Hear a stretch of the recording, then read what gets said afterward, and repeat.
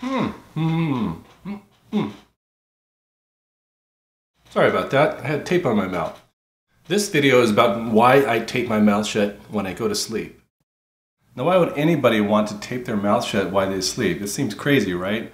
I discovered this a couple years ago and it's helped me a lot, and the reason is because nasal breathing is best for you. A lot of people sometimes tend to breathe through their mouth, especially at night. Like if you wake up with a dry, itchy throat and dry mouth, then you might be like a mouth breather at night, sometimes. Not all the time, but you want to get as much time possible breathing through your mouth or breathing through your nose as you can while you sleep. Now, if you think of animals, do you ever think of an animal breathing through their mouth? Unless they're panting or something, you look at your dog or an animal in the wild, they're always breathing through their nose. And why is that? Because that's what we were meant to breathe through. We're meant to breathe through our nose. Our mouth is like a backup, or if we have to gasp and we're panting from pure physical exhaustion, then sometimes it's okay to breathe through your mouth, but breathing through your nose has many, many benefits, and we'll go over that in this video.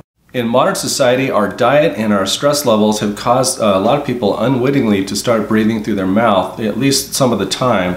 And what happens is it's a use it or lose it kind of thing where if you start breathing through your mouth, sometimes your nasal passages will start to narrow because you're not using them enough. And then it's harder to breathe through your nose, so you breathe through your mouth more, and your nasal passages will narrow, and this just starts a vicious cycle. Nasal breathing has really helped me open up my own nasal passages, especially when I tape my mouth shut when I sleep. And so if you are one of those people that unwittingly breathes through their mouth, you can get the benefits of nasal breathing for a full 8 hours while you sleep. Why not spend that time breathing 100% through your nose? So what are some of the benefits of breathing through your nose? Well, number one, your nose is a finely tuned instrument that's perfectly designed for bringing air into your body. It's got what's called turbinates inside your nasal passages that spiral the air and shoot it straight down deep into your lungs, deeper than mouth breathing, which tends to keep the air high up in the lungs.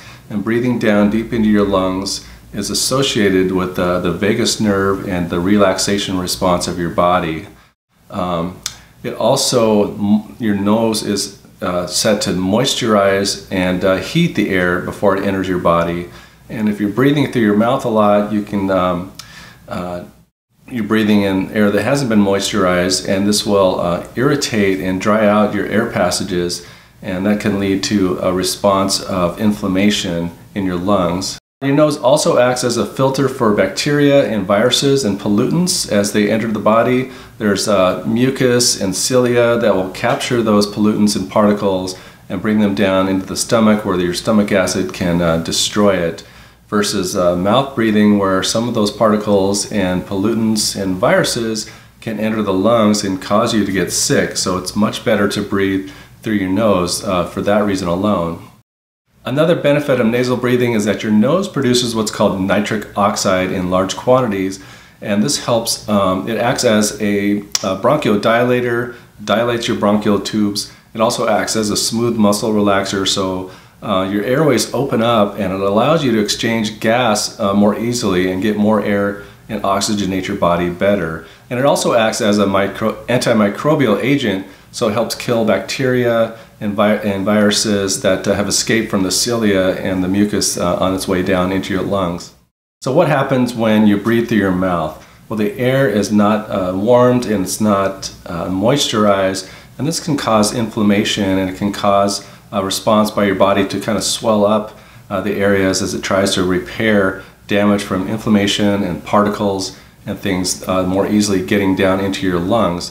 And so your airways are not as freed up as when you breathe through your nose. Your airways are much more open and more freed up to breathe in and get more air into your body.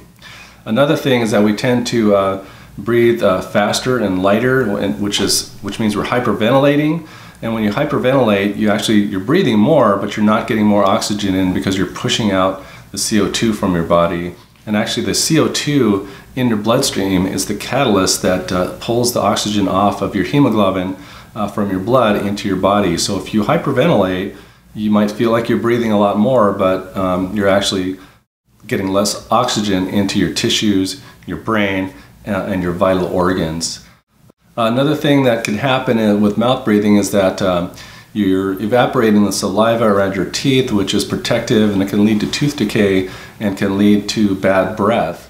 Also, one thing that can happen with mouth breathing when you're sleeping is that your tongue can fall back in your throat, and you can actually end up snoring more than you would with nasal breathing. So if you're snoring, it's interrupting your sleep, and you're not getting that quality sleep that you really need to function during the day.